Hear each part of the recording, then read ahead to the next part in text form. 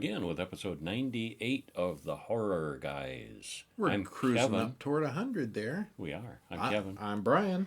And we're The Horror Guys. We are. We're here to talk about some horror movies. And I've looked. You say we're getting up close to episode 100. Yeah. We have reviewed almost 500 movies. That's a heck of a lot of movies. A little over 100 shorts and about 400 real films. Some good, some bad, some ambivalent. And we got some of that this week. We do, yeah. We'll be watching some new films.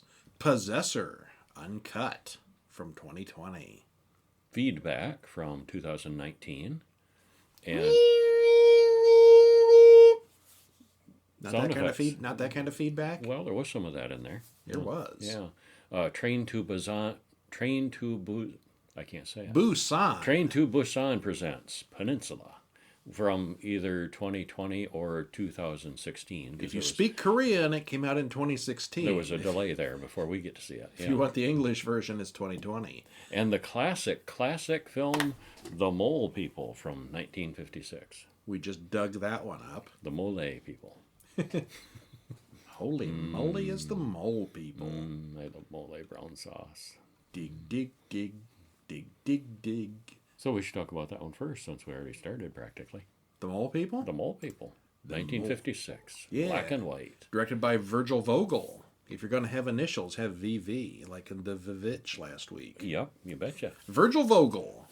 And written by Laszlo Gorog, who needs a few more punctuation symbols in his name. Check that out. Stars John Agar, Cynthia Patrick, Hugh Beaumont, hour and 17 minutes. Did you like it? It was all right. It was long for an hour and 17 minutes. Only an hour and 17 minutes. You know, it takes a real talent to make a film that's an hour and 17 minutes feel too long. And they managed to. No, it was all right. Just it has zero science to it. Oh, and it has some issues there. Yeah, it does. So what did you think? You liked it. Well, issues aside, I guess I liked it. It was so stupid, it was entertaining. It was stupidly entertaining. Yeah. Yeah, some films, you got to look over the science, and then others, there's science, the stupidity just beats you over the head with it. And this is one of those. One. Yeah. Uh-huh, yeah. Yeah, there's just so much impossible going on here that, this borderline, this is way across the border of fantasy land. I should read your notes this time. Go for it. We begin. We begin with a lecture from a professor, and this was kind of weird because it's like this intro in his library where he's yakking on, and he's got a map of the globe, and he kind of rambles, and we know that most of the Earth has been explored. And we know a little bit about space, but what's under the surface of the Earth? And then he's got some rambly thing about Gilgamesh and the old stories. And he asks, could there be something under the Earth? Rocks. And he shows us lava. Some really bad graphics of the interior spheres of the Earth. But he sounds very scientific, so this must mean... They're very cool-looking diagrams. Yeah. Like big figure eights under the ground, and globes within globes, and little flat... If you wondered about the flat Earth, it's because the flat Earth is on the inside of the globe. The hollow Earth, yeah. Yeah. But it's all very scientific, so there must be life within the Earth, or there could be. And then the credits roll. Yeah. So that was our introduction. The idea of, life being inside the Earth. Yeah. Filler. Yeah. So then we open in a desert in Asia where they find a stone tablet with writing on it. Archaeologists. Dr. Bentley translates it, but then there's an earthquake and the tablet gets shattered. So they don't have the actual tablet, but just in time, a boy brings them a relic that he just found up on the mountain, and so they all go looking for more. And we have a mountain climbing montage. It's icy and rocky and treacherous and everything. And there's an avalanche. But the avalanche reveals the arm of a statue that must have come from up higher. And they find the ruins of a Sumerian temple. They don't see any other city building, just the temple. And a man on the team falls through a hole down a deep chasm. And they all decide, well, we need to go get him and let's go explore too. So they lower some ropes. They have lots and lots of ropes. And it gets warmer and warmer as they descend. Unfortunately, they find the body of the guy that fell. He didn't survive. Another man falls to his death, and he causes a cave-in, and that collapses the opening. So they're trapped. They got no choice but to follow the tunnel, and they find light underground. It's completely, caved, closed off cave, but there's light. And it's a whole underground city inside a huge cavern, which is scientifically explained that it's lit by chemicals in the rocks. Brightly lit. Mm-hmm. Yeah. Like daytime lit. Yeah. And they decide they're tired, take a nap, but some kind of monster with claws digs up through the dirt behind them, and they're kidnapped, pulled down into the soil. I hope they weren't pulled down very far. These are the mole men. Hard to breathe in the dirt. So. Yeah. And they wake up in a cavern jail cell with several strange skeletons. This is not a good sign. And some strange men come in and lead them out, and they're very pasty-looking men. Yeah, they are. Not a lot of suntan with these chemical illuminations. Yeah, they're white skin. And it turns out there's a whole city, and all the people speak English.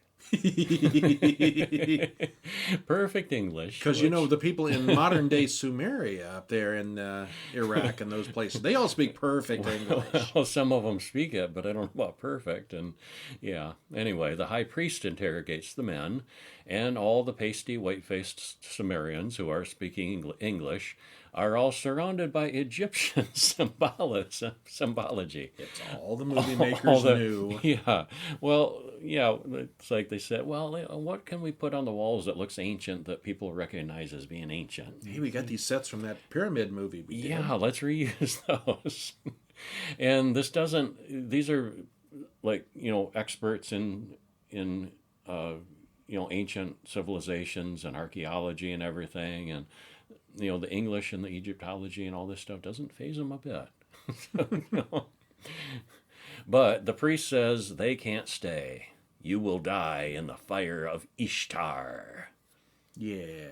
Why can't they stay? Because they've got just enough people and the food and all that? Yeah, they're limited. It's a very careful balance. Yeah, they're barely making it, and they got just enough people, just enough food and supplies and water and everything. Well, the soldiers, they find out, can't tolerate flashlight beams. Battery-powered flashlights are like, which to us in watching the movie don't look any brighter than the light that's around in the room, but yeah. So it drives them away. So the surface men run away. They get away from the soldiers, and they go back into the tunnels, and they have to descend further down. And they find a bunch of the mole monster things. They're humanoid mole creature things, and they're being whipped by the pasty humans. They're slave labor. And they try to run away, but one of the guys is killed by one of the mole men. So the remaining two, Bentley and Bellaman, continue on and end up right back in the same place. And the priest follows them and asks them back, because the flashlights convince the king that the two men are gods. They've got this power. Control the mole men. They can control anyone with those flashlights. They can control the light. They have the power of gods with these magic torches. Yes, magic torches. Yeah. So they go back and they all have a big dinner, and the king gives Bentley a woman slave for his personal use and personal, to do whatever the king says. And she is a very attractive and normal complexion blonde. She's the only blonde in the subterranean world. So she's the only one who's not all pasty and white, too. So they consider her a freak and an aberration, and that's why she's above the mole people, but she's a slave, servant slave. Yeah, if this was the Munsters, she'd be Marilyn. And they throw in something that once in a while there's a throwback or something where a person is born like this, and they're abhorrent. But yeah, anyway, Bentley tells Adele, the slave girl, about wanting to get back to his world, and the high priestess is listening from the shadows. And the priest knows the flashlight doesn't mean the men are gods. He wants the flashlights for himself. He understands that, they're a magic cylinder. The king thinks it makes you a god. He knows better. Yeah, it's just people using a magic cylinder. And if he has the magic cylinder, well, then people will finally respect me. But he's the high priest already. Like, what more do you need? You want to be king. Yeah, he wants to be king, I guess. Yeah. And meanwhile, Bentley and Velleman keep looking for a way out, and there doesn't seem to be. They interrupt a slave mole man being beaten, and the mole man runs off and kills a guard. The Sumerians want the two men to use their flashlights to tame the slaves, tame the mole man. And they rescue a few more abused slaves, and then their batteries die. Uh-oh. Uh-oh, no more magic. And after a completely gratuitous dancing scene, which is like, vaguely Egyptian, vaguely Middle Eastern, it's kind of generically filler. Yeah. This is the lead up to a ceremony where 3 women are being sacrificed to Ishtar by walking through this portal, and they open the portal. It's very bright, and they all avert their eyes because they can't stand the bright light coming through. And apparently these women walk through and they just disappear. Oh, they come out later on. They dig out the charred, burned bodies. Well, okay, yeah. So the sunlight kills them and burns them. They're like vampires. We don't know it's just sunlight at this time. This is the fires of Ishtar. Okay, there's something weird going on. At this point, this is the fires of Ishtar that they're walking into. Yeah, and the king finds the body of Lafarge. The third guy. He's been dead a while. Yeah, proving that the surface dwellers aren't gods at all. And they drug their food, and the 2 men are once again taken prisoner, and they prepare to sacrifice them to the light of Ishtar. And the priest gets his hands on the flashlight. I'm in charge. I have the power now. And meanwhile, Adele goes to the slave pits and rouses up all the slave men to revolt, which is kind of an amusing scene. And yeah, the peasants are revolting. Priest tries to use the flashlight against the mole man, but the batteries are dead, and he doesn't know that and doesn't understand how it works. And these guards are just wimpy. These are the worst guards ever. The king and the priest and the wimpy guards are all killed. Adele gets the mole men to open up the big door to the bright light, and Adele is fine with it.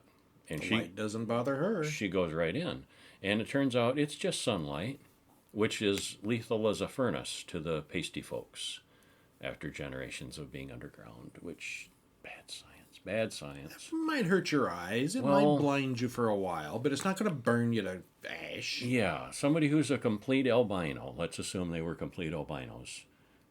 The sunburn maybe? They're going to get sunburned very quickly. The sun is going to hurt their eyes. Bright light will hurt their eyes, but yeah. But you're not gonna be like a vampire where it turns you to a cinder. They're like a mile underground in a narrow tube. The sun's only going to be directly overhead for a matter of a few minutes. That too, yeah. So anyway, Adele is fine, and the guys are fine, of course. They follow, and they climb up through the skylight, basically, up to the sunshine. And then there's an earthquake, and Adele is killed. The end. What? Yeah, all of a sudden, what? Wait, what? They got away. It's supposed to be a happy ending. Yeah. Well, there's a silly explanation for that. There is a weird explanation for that. Yeah, so there's a lot of stock footage in that snowy mountain scene, the exposition of 100% climbing up the filmed mountain. in a studio. Yeah. And it looks good, but it's not so exciting, really. And back in the 40s and 50s, you'd never seen all this mountain climbing stuff. So it was all just like the scuba scenes in Creature from the Black Lagoon. It was all exotic and neat. Yeah. And we've all seen so much of that now it don't matter. We're also jaded. In the same way when they were climbing down into the thing. That was kind of long. Oh, Yeah. Might have interested kids, who hadn't seen that much back then. But, yeah. And the story's pretty simplistic. And they stretched it out with some stock footage and wandering through the tunnels a lot. A lot of that, Yeah. Boring and far too long overall. Would have made a good half-hour Twilight Zone episode. Yeah. And now, the original ending had Adele and Bentley go off together in a happy ending, which is what would have made perfect sense. That's certainly the way it looks like it was headed. And that would have been normal for the time. They changed it because the studios and producers and so forth, it would be wrong to have an interracial couple having a happy ending. Well, technically they were Sumerians, which is Middle Eastern. They all look like British white people, though. And she was just as white as he was. I mean, she was obviously a European actress. That she was the same as them. Yeah, yeah. Yeah. Not the slightest personal color. There was, but interracial. Okay, whatever. So she was passing. Yeah. She was a mutant. Okay, yeah, that's it. You can't marry a mutant. That's against the rules. So the underground pasty people would have been brown skinned. Had they not been underground for hundreds of years. Hundreds of generations. If that's the weak point of the science you're going to pick on. Anyway, kind of fun, kind of entertaining, but also kind of not. And, if you're a completionist of, this era of films, the black and white, it is considered a classic. I guess you'd see it. It was fine. Yeah, fine. It was not terrible. Yeah. What else we got? Feedback from 2019. Why don't you tell us about Directed this? by Pedro Alonso. Written by him and also Alberto Marini. Stars Eddie Marsan, Paul Anderson, and Ivana Baquero. Hour 37 minutes. And I had never heard about this one. And I hadn't either. Not at all. I don't know. I guess it's horror. People die. Bad things happen. There's some gore. But it's just real people doing real stuff. A bit more of a thriller, I would say. There's no magic, no monsters, no supernatural. It's just people doing stuff. Did you like it? Yeah, I'd have to say yes. That sounded like a conditional yes. Well, it left me thinking afterwards and wondering afterwards. And yeah, and I thought it was well done. So yeah, overall, I give it a thumbs up. Well, I'm no expert on radio. Okay, picky. Be picky, yes. I have done a lot of podcasting. I agree with what he's about to say here. And I have been on the radio from time to time, in a real radio station, live on the air. And I don't understand how this could have happened. Yeah. This is not the way a radio station works. You got to suspend disbelief a bit. Everything was on supposedly a 7-minute delay. And it's a huge show. Huge. This is Howard Stern, basically. Yeah, Howard Stern level, Rush Limbaugh level. Yeah, this is big. Hugely popular. Being not live broadcast, but with a delay. But things start going south. Even when you've got a delay, though, what do you do when you get the stuff blanked out during that delay? You got to fill it with something. Yeah. This show that was on the air must have had so many commercials. Well, it just got weird. No matter how you put it. Yeah. But what they did. It could not have happened. It would have sounded weird. It would have been dead space. It would have been an unusual number of commercials. There would have been so many higher ups listening to this, as important as this show was for them, as much millions of dollars they were making from this stuff. And the very first scene is the station manager has an office right upstairs. Yeah. And he'd have come down and said, "What the hell is going on with you people?" Some boss would have showed up, yeah. Or security or somebody, yeah. You want to read? I should read. Yeah, I'd go ahead and read this one, yeah. Okay, so the station is DBO, and the station manager, whose name is Norman, wants to cancel Jarvis Dolan's news talk radio show called The Grim Reality. Either that, or he has to take on his former partner, Andrew, which Jarvis is very much against because they've had a falling out, but he kind of got no choice. He has to accept it. And Jarvis has a stalker who has been scaring the other employees, and they're all quitting out of fear. He was recently abducted. They say early on it was recently, but I guess he just came back yesterday. Mm-hmm. And it's been nothing but trouble for the station since. Still, he's a good guy. He's going to go on with the show tonight. So, yeah, it's political talk. I guess he's more Rush Limbaugh than Howard Stern. But I think he's more of a liberal slant. Yeah, definitely not Did we really get much of his politics? Yeah, very liberal leaning. Okay. Yeah. I don't know. He's British, so I don't know British But it was politics kind of hard to tell because it seemed like a bit of a mishmash sometimes, too. I think they were trying to stay neutral. The story's not about his politics. No, it isn't. Yeah. Well, Jarvis's daughter, Judith, is dating Sam, who's a musician, and Jarvis doesn't approve. Because who wants their daughter dating a musician? Jarvis starts his show and talks about being kidnapped only 3 days ago. He wants to play a tape of his kidnappers, but the producer, Anthony, and assistant Claire seem to be missing. The tape won't play. Yeah, and he can't see out through the glass because it's dark in the control booth. Yeah, it's one of those one-way mirror things. And dark out there and light in his room, and so he can't. And so this is immediately where the weirdness starts, where the radio, the show's gone off the track already. And we're going to play this tape now. Anthony, play the tape. Yeah. Claire, play the tape. And that's not what you hear on the radio. And that's very unprofessional. The people that take over the control booth are playing some other things and some recordings and some, but still, it would be noticeable. Mm-hmm. Yeah. Anybody listening? Maybe at this point it's not so bad. It gets worse. It gets worse quick. Yeah. On a commercial break, Jarvis finds that Anthony is being assaulted by someone in the booth. It must be a stalker's. He's told to carry on with the show and follow their instructions. Well, they turn on the lights, and he can now see the two men in their rubber masks. Very creepy looking. Jarvis has no choice but to agree to carry on with the show. When he tries to call for help on the air, one of the masked men comes in and tries to cut his finger off, but the second man stops him. An hour into the show, this has already been going on for an hour, Andrew comes in as planned. He comes in all acting up, show busy, kind of flamboyant guy, and he seems to have no idea what's really going on.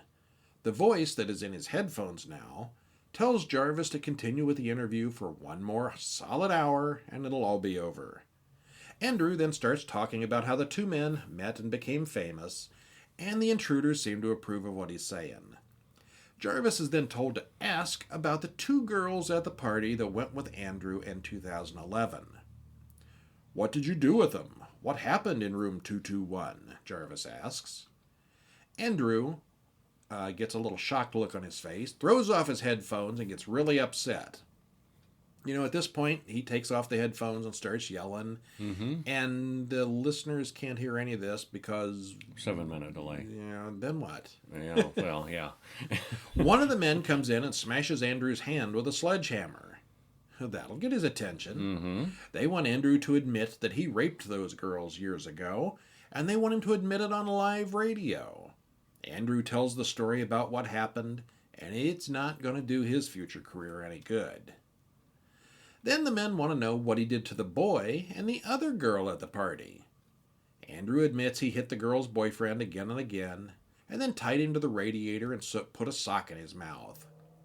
Then the man kills Andrew with a sledgehammer, rather repeatedly. Yeah, and let me just say at this point that this movie is graphic. Yeah. He's graphic all over the floor. Violent and graphic, yeah.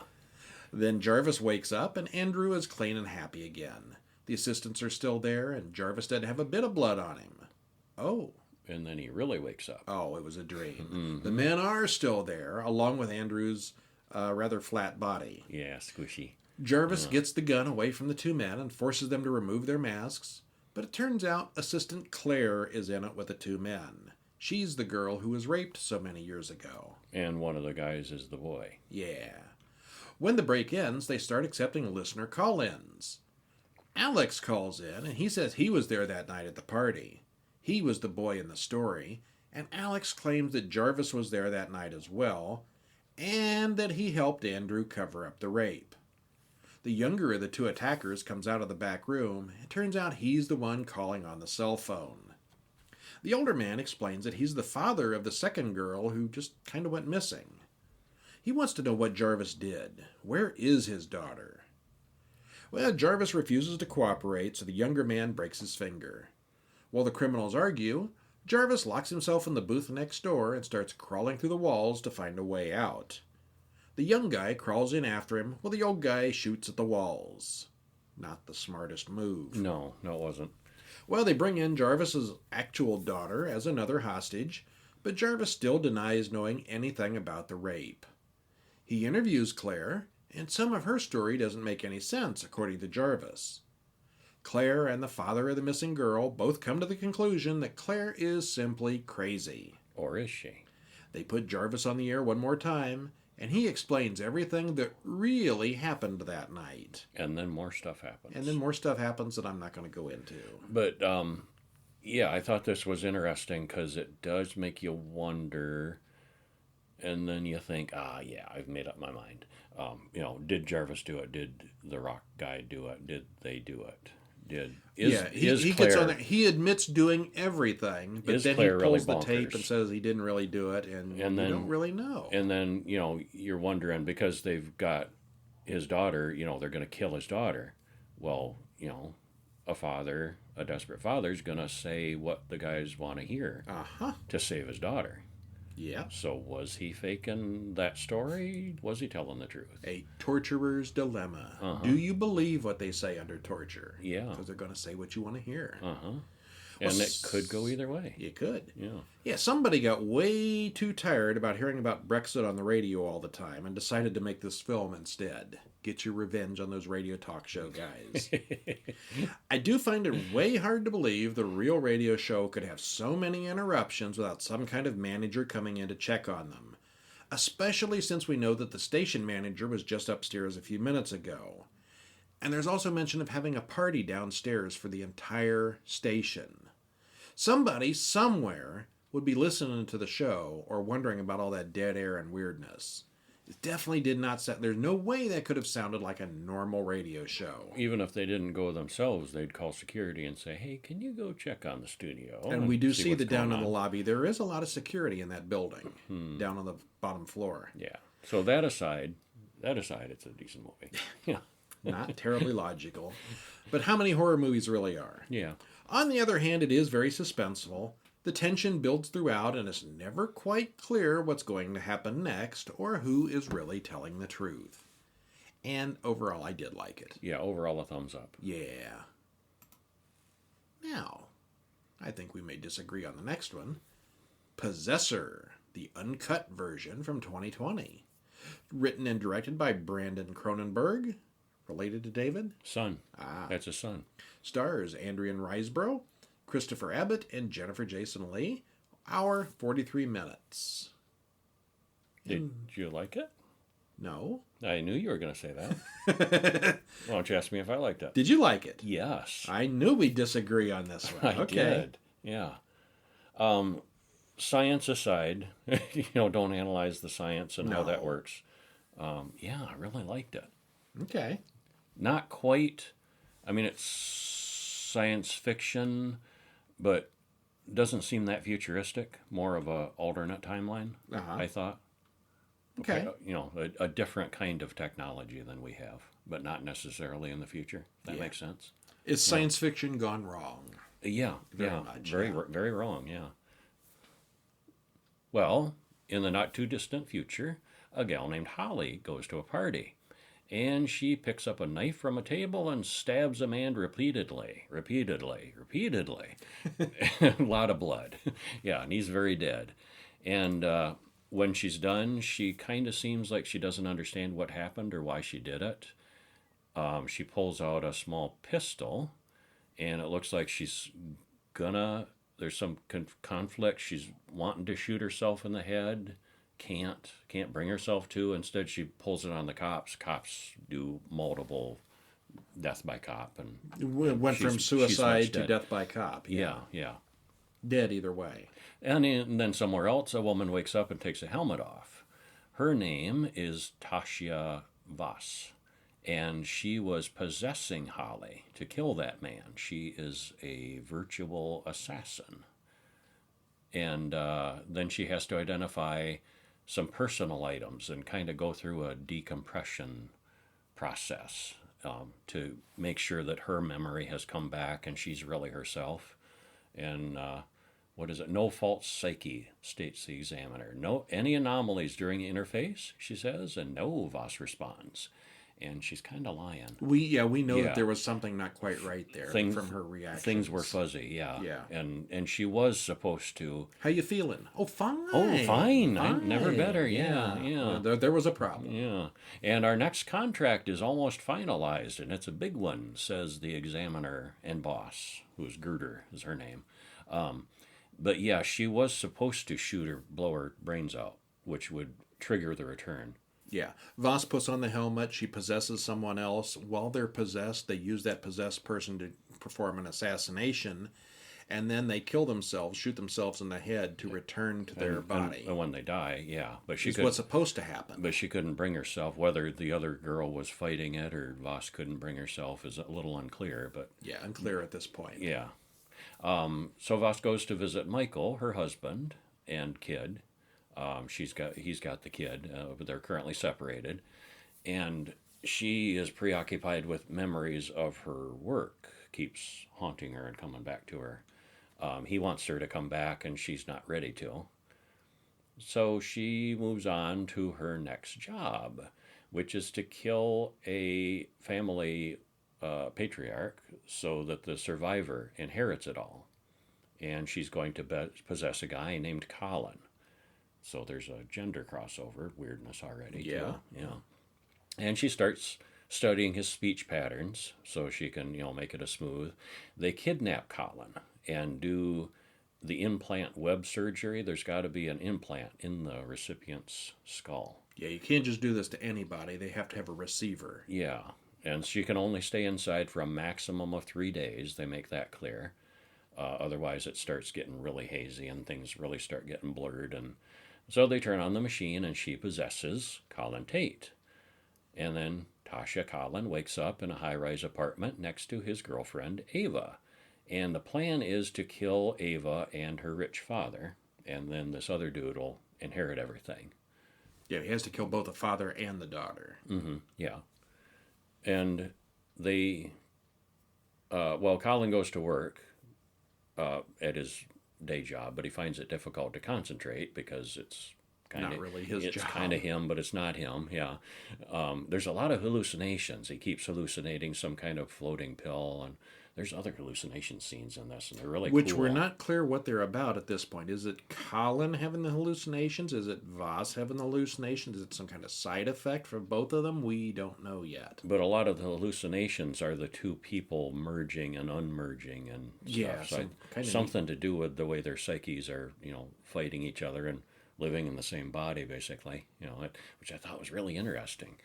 Anyway, before long, he's having some strange reaction and seizures, and something's not quite right with the transfer this time, but Voss insists that she can stick with it, and she wants to. Colin goes to a fancy party and provokes a fight with John Sparse, who's Ava's father, and gets thrown out of the party. And he goes back inside later and kills John. Yeah, the fight was... it was to set up that they're having a disagreement. So when he goes back in later and kills him, it will look like, that was retaliation. But it's all planned. But here's the part that I kind of question, too. Why does it matter? Apparently they are able to keep this a secret, that it's not really Colin in this. If too many people in town suddenly start killing random people for absolutely no reason... people might be suspicious and perform more of an autopsy. More of a thorough, close look, I guess. Yeah. Right now, if you have a fight and you kill somebody, everybody assumes that's why. Yeah, it's mentioned that the implant dissolves and leaves no trace after a while. Yeah, for a while they might start looking for it, but they might look sooner, and I think it's just, an alibi. Yeah. Or, motive. And he goes back inside, so he picks up a fireplace poker, but he was supposed to use a gun. He beats John to death with the poker, and Eva comes in. He shoots her in the back, and Voss requests to be pulled out, which I guess they can do, and something goes wrong with the process. And he stabs himself, and she, in her body, starts puking up blood, so something's not right there. And Dr. Mellis, who's the mad scientist, tells Girder, the boss, that she thinks Colin may be the dominant personality now, and he refused to kill himself. So Voss is kind of stuck there. Yeah, the stabbing himself was, you have to die in order to transfer back. Voss was able to do that much, but couldn't actually force him to commit suicide. Yeah. So now they're stuck in the same body, and it's getting messier and messier as it goes on. Eddie comes over and shoots Colin in the back, and he then wires up Colin to a machine and wakes Voss up. And this is one of his coworkers. And he's actually an agent for this company. and he's there to fix Voss up and get her back into control. He tasers Colin, doesn't he? He doesn't actually shoot him. He stuns him. I don't remember. It's a stun. Yeah. Yeah. Some kind of stun gun. Yeah, it's a stun gun. It's not a bullet gun. Yeah. And there's another weird hallucination where we see Colin kill Voss and like wear her face, and who is who now if they're wearing each other. And then when he wakes up, Eddie is dead and Colin's covered in blood. And apparently in this hallucinatory state, Colin/Voss went berserk and killed Eddie, the agent who was helping him. So now we're like, who's who? And is Colin really a killer too? Is kind of left a question. Like, Voss, the killer, got into somebody who wants to be a killer, and now he can. Yeah. Anyway, and he starts hanging out outside Michael and Ira's house, the wife and kid, who is Voss's family, and he ends up killing Michael. Colin does. Yeah, Voss doesn't. Colin does, sort of. Yeah, it gets really blurred. See, that's what I liked about it. Yeah, really graphically. Yeah, a lot of blood in this. Butcher knife. Yeah, and little Ira comes in, and she suddenly kills Colin, and Colin shoots Ira 4 times, the kid. Ira's like, what, a 6-year-old or something like that? Yeah. And you're wondering, why did this kid do that to? And then Colin bleeds out. And then the last thing, the kid, they're like looking at each other dying, and the kid says, "Take me out." And then it's Voss wakes up, and Gerder takes her helmet off too, that she had been in Ira and was sent to kill Colin. And then Voss is back identifying the objects from the previous examination again and doing her... A successful mission. Yeah, sort of. Yeah.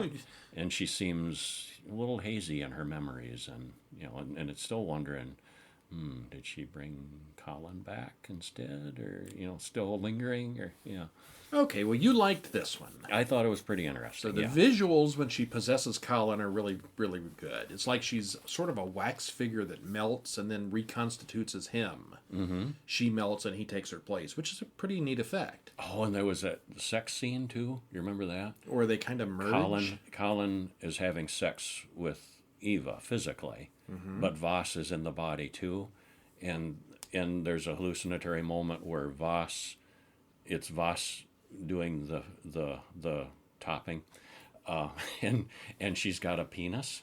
She's got an erection. Yes, she did. Yeah, the sex scene gets all blurred. And so I thought that was cool. Yeah, and it would. You get a man and a woman in the same body, and yeah. Yeah, presumably she has been possessing men before, so it's not like we get one of those scenes where she's feeling herself all over, being silly about it. But a little she's done bit. this before. Yeah, a little bit. She checks him out. She checks out the body, and boy, you would. Ooh, there's no boobies. All right. Well, the gore is pretty cringeworthy, with a popped eye and a fireplace poker to the head. So, yeah, graphic. Yeah, and who was the father? He's somebody. The guy that gets killed all the time in the movies. Sean Bean. Sean Bean. Yeah, yes. yeah. The guy who gets killed all the time in the movies, right? And he dies in this one. Yeah. He doesn't. No, he doesn't. That's right. He just he gets severely. Yeah. So it's really kind of a failed mission to begin with, because the guy doesn't die. Yeah. Well, the acting in this did not impress me. Oh, it did me. Christopher Abbott as Colin Tate walked around as if he were lost the whole time. Now, that did fit the character, because he was possessed and not quite knowing what's going on. And he was played by Donald Sutherland's son. Oh, that's right, yes. Yeah, But it wasn't that interesting, I didn't think. Also, I thought so. He looks like a bargain basement version of Kit Harington. I kept expecting people to say, "You know nothing, Jon Snow." I mistake that. No, Colin wasn't Sutherland. It was the husband. Okay. Yeah. All right. Yeah. Well, he didn't Michael have a very Voss. big part. He didn't have a very big part. Yeah. Christopher Abbott was Colin Tate. Okay. Well, yeah, they were looking for bargain basement Kit Harington. So we don't really see enough of Tasia Voss as herself to really care about what happens to her. And we don't really get to know the real Colin either. So it's kind of hard to care about any of the characters. I cared about I mean, we all of get them. 2 or 3 minutes of Voss in the I beginning. cared. And I don't know, do we actually get any of Colin by himself? It's just this weird mishmash of both of them together. And again, it's hard to care about either. Still, it does have some really fascinating ideas and concepts. What would you do if you could take over someone else for a few days? And what would you do if you were taken over by someone else for a few days? I But guess it you do whatever you were wasn't told. completely. Yeah, but it wasn't a complete. The control was clearly slipping. You could fight, yeah. Yeah, because the first girl was fighting her, and Yeah, Colin she was supposed to kill herself, and she Colin wouldn't was do even it. more so. Yeah, yeah. Yeah, the whole suicide to break the connection seems like a weak point there. Mm-hmm. A strong-willed person can fight it. Yeah, and did. Yeah. And you can see we're still talking about it, so I guess it wasn't that bad. Yeah, I liked it. Yeah. Some neat ideas. I did not like the execution. You did. Mm-hmm. All right. Yep. So, and then there's one that I think we're going to agree on. I thought Train to Busan was one of the best zombie movies ever. Mm-hmm. Me too. And then they came up with a prequel. Which I was don't a remember what it cartoon. was called. The prequel to Train to Busan, which was a cartoon.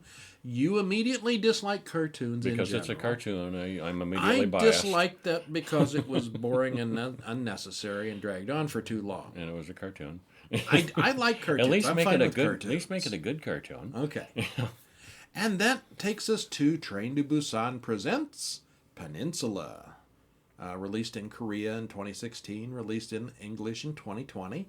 We're watching the English version. Directed by Sang Ho Yeon, written by him and Ryu Young Jae. Stars Dong Wan Gang, Jung Hyung Lee, and Ray Lee. Hour and 55 minutes. And what did you think? I didn't like it very much. Okay. Thought it was meh. You know, I have an opinion on this too. Yeah. I didn't like it very much. I thought it was meh. We were in agreement. We were in agreement. We had not revealed this until this moment. We had not revealed this until this moment. I think we're agreed on this one. Yeah, it takes place 4 years later. It's not actually on a train. It's in the same world, the same universe, and 4 years have passed. Yeah, I like the name Train to Busan Presents. So that you they know. could have a whole series of these if they wanted So to. that you know it's related. But yeah, it's not. None of the same characters. None. Yeah, no, None. but yeah, not a one. Yeah. 2 men, one of whom is a soldier, a woman and a child are driving through the woods in their car. There are already zombies around, so this is not day one. They come upon a man with a broken down car in the road. The man is covered in blood, and they leave him and his family behind. You know what happens when people are covered in blood in the zombie apocalypse. Mm-hmm. We then switch to a news program that explains that North Korea is perfectly safe, but South Korea is essentially gone. And the rest of the world seems uninfected. Which is always something I wonder about. You get like The Walking Dead. Is it the whole world? Did some areas don't know. survive and untouched? How about like George Romero zombies? There's got to be islands that aren't affected and things like that, right? You'd think so. We yeah. don't know. Uh-huh. But here- Australia, New Zealand. Yeah, New Zealand, you know they're succeeds safe. in They'll just in close closing the their borders Yeah. and brag about it Yeah. forever. Yeah, but I almost find I don't find it at all far fetched that some areas could be preserved, but for just South Korea. Well, if to it be started affected. there and they caught it in time, and I don't know what the geography is. Does North Korea and South Korea have a wall? Not I know they've got physical like wall, a DMZ a zone. DMZ zone. But that would unless be- they're actually actively defending it against zombies, they're just going to cross the border. Well, they're actively defending it against everything. I think if a massive zombies started trying to cross the DMZ, they could probably trounce it pretty well. Okay. And it is a peninsula. Yeah, they've got them pretty much Yeah. contained in South Korea. Yeah, I guess. Okay, so the group from the car then boards a ship to Japan, but they soon learn that the ship is being rerouted to Hong Kong because something is wrong. Then they find an infected person on the ship. He bites a bunch of others, and the soldier's nephew is infected as well. The rest of the zombies eat his sister, and after this, no other countries will accept refugees. Credits roll. lot happened there. And if you're not familiar with the Busan zombies, they're very fast. They're fast. The infection zombies. spreads very fast, and they're very fast moving, very angry, violent. Break bones. They don't feel pain. Stab them, smash them, crush them. It Not only real slows smart. It only very slows fast. them down. Yeah. Okay. If you break their legs, they'll still come crawling after you. Yeah. 4 years passed, and we see Hong Kong. Again, a very overpopulated Hong Kong because a whole lot of Koreans have moved there, and the Hong Kong people aren't real happy with that. A gang brings our soldier character that we already know to see their boss. His brother-in-law has gotten into some trouble. The brother-in-law was also from the ship. The soldier and the brother-in-law made it off the ship, even though the son and the wife did not. Mm-hmm. Well, the boss knows of a group of people who are going back to Korea to pick up the gold and money just laying there. There's a literal truckload of cash that the boss needs returned to him, and he offers them half to go and get it. What could go wrong? What indeed? So I don't know, if South Korea dissolved, Mm-hmm. would South Korea money have any real value? It's not South Korean money. Oh, that's right. It was U.S. dollars. It's U.S. dollars. All right. Yeah, that still works. That was an important point. Okay, yeah. Well, Probably all their right. economy wouldn't be worth anything anymore. Yeah, it's not gold and jewel. Well, maybe some, but it's mostly cash. It's U.S. cash. Yeah. So 4 Koreans take a boat to Incheon at night, and we see that it's a post-apocalyptic mess. All the roads, at least all the ones they need, turn out to be clear and drivable for some unexplained reason, lined with cars pulled off to the sides. And they do kind of explain that there were soldiers that went in and stuff, but that comes clear later. That's an awful lot of roads that more than seems like they would have cleared. Well, spoiler, that they eventually wind up in a military base in downtown, I don't know, Seoul or wherever they are. Mm-hmm. The soldiers got there. They came from the port also. They probably cleared the road as they went. Yeah. So this very likely may be the only clear road out there. But it's not explained at this point. It just really stuck There's out. lots of other clear roads too, though, later. Yeah. Well, they find the money truck very quickly, and of course things go wrong, and they're soon fighting for their lives. They escape, but find out that there were a worse thing than zombies in there. Someone shooting flares to wake up the zombies. And the zombies have no night vision. Yeah. Which is an important point. You go out at night, you're safe, mostly. They don't come out much at night. Safe-ish. They can hone in on sound, but yeah, they can't see at night. But there's some people out there that are shooting flares up into the sky, which lights up the horizon, and the zombies can come out and get you. Mm-hmm. Well, Jung Suk, who is the soldier, is picked up by a woman and child in an SUV, and they've been here a while and know what they're up against, which is atrocious CGI and bad physics. It turns out that they are the family that was left in the road in the pre-credit sequence. So all these characters have met each other before. Mm-hmm.